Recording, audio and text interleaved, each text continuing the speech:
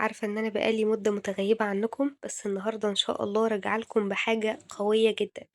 عاوزة أقول لكم صينية بطاطس بالفراخ من غير أي دهون، يعني من غير زيت، من غير زبدة، من غير سمنة، من غير أي حاجة. صينية بطاطس بالفراخ طعمها خطير، خطير، خطير. هتاكلوا صوابعكم وراها.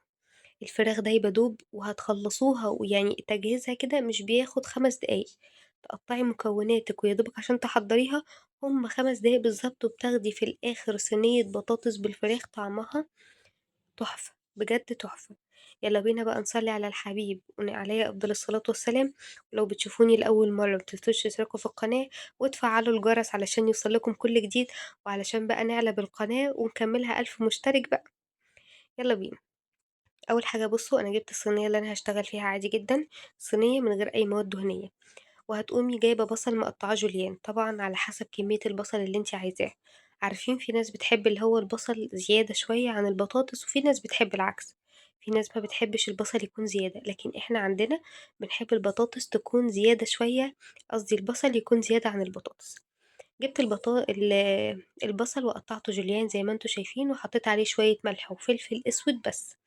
ملح وفلفل اسود ورقتين لورا، ما حطيتش حاجه اكتر من كده. انا بحب صينيه البطاطس ما يبقاش فيها اي توابل غير ملح وفلفل اسود.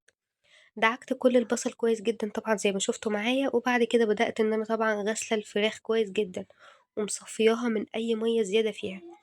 وقمت جايباها مع البصله ومتبلاها كده، تبلت كله مع بعضه، الفراخ مع البصل بكله. وبعد كده، بعد ما اتأكدت ان الفراخ اتبلت، بدأت اشيل الفراخ كده بره في طبق على جنب. طب بتغسلي الفراخ إزاي؟ هاقول لِك أنا باغسلها إزاي. طبعًا لو فيها أي ريشة زيادة أي حاجة، كل ده باشيله خالص تحت مَيّة جارية. وبعد كده باقوم عاملة له محلول نقع. محلول النقع ده عبارة عن إيه؟ شوية مَيّة، أهم حاجة المَيّة تكون مغطية الفراخ، واحط فيها شوية من الملح وشوية من السكر. ما باحطش خل، الخل ده بيزود الزفارة بتاعة الفراخ، ما تحطيش خل. وتسيبيها شوية. عارفة بقى لو سبتيها مثلًا لمدة ساعة، هتلاقي إن الفراخ نزّلت كده مَيّة دموية، مَيّة يعني لونها وردي كده. أهي المحلول ده بيسحب أي حاجة جوه الفراخ. خلصت بقى الفراخ وغسلتها كويس، وبعد كده قمت حطاها في مصفى ومصفيها. بعد ما شلت الفراخ معاكم زي ما انتوا شايفين، قمت جايبه البطاطس اللي انا مقطعاها حلقات زي ما انتوا شايفه كده. الحلقات ما تبقاش رفيعه، تبقى سميكه شويه علشان تاخد نفس السوا بتاع البطاطس. انا بقول لكم كل حاجه بالتفاصيل، بحيث ان لو لسه عروسه جديده عايزه تعرف، تبقى معاها ادق التفاصيل ان هي تعرف تعمل بيها صينيه بطاطس تحفه كده. وبعد كده حطيت البطاطس وقلّبتها كويس جدًا مع البصل، يعني تبِّلت كلّه في بعضه. وجِبت بعد كده الفراخ وقُمت حاطّاها على الوش زي ما أنتم شايفين. حد هيقول لي على الوش هي الفراخ هتستوي؟ هتستوي عادي جدًا، لإن إحنا وإحنا حاطين الصينية على النار كده من فوق هنكون مغطيينها، فالبخار هيسوي البطاطس ويسوي الفراخ وهتبقى طعمها تحفة. بعد كده قُمت جايبة نُص شفشق طماطم. طب يعني قد إيه طماطم؟ لو أنتِ بتحبيها حمرا، يبقى مثلًا نُص كيلو طماطم، نُص كيلو إلا كام طماطماية. لو بتحبيها مش حمرا أوي، يعني 4، 5 طماطمات بالكتير أوي. ضربتهم ضرب ناعم زي ما أنتم شايفين، وبعد كده حطيت عليهم معلقة سكر كبيرة علشان المزازة بتاعة الطماطم. بعد ما ضبطت كده الدنيا، أنا عن نفسي باحب صينية البطاطس يكون فيها شوية كده من الصوص، يبقى فيها صوص كده شوية.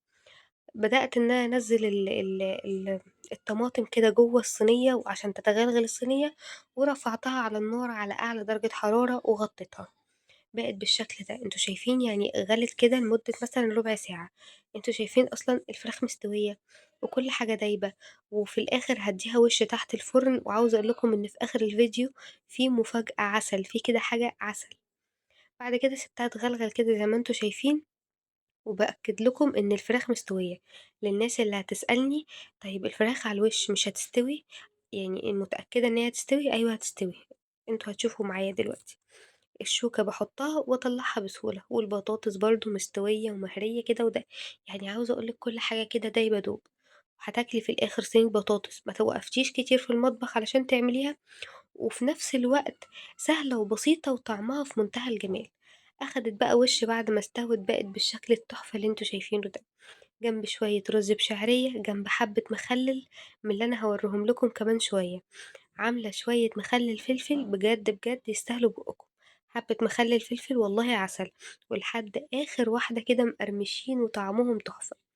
بُصّوا الفراخ مستوية خالص، وزي ما باقول لكم أنا باحب صينية البطاطس كده تكون juicy شوية، أو بلاش كلمة juicy، ملحلحة زي كده عاداتنا ما بنقولوها، ملحلحة شوية كده، يعني فيها شوية صلصة كده صغيّرين أو شوية مَيّة زي ما أنتم شايفين. عشان تاكلي كده بالرز بشعرية. تعالوا بقى نشوفوا المفاجأة على طول، وده برطمان مخلل اللي أنا كنت مملحاه، مش عارفة نزّلت لكم الطريقة والّا لأ، بس إن شاء الله هابقى أنزّلها لكم.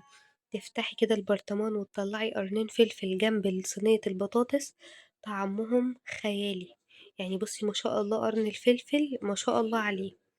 أنتم شايفين المنظر، تمليحه كان سهل جدًا وبسيط، وإن شاء الله هاتأكد إن أنا لو ما نزّلتلكمش الفيديو هانزّله لكم على طول، لو محتاجين الفيديو اكتبوا لي في الكومنتات أنتم عايزين فيديو مخلّل الفلفل.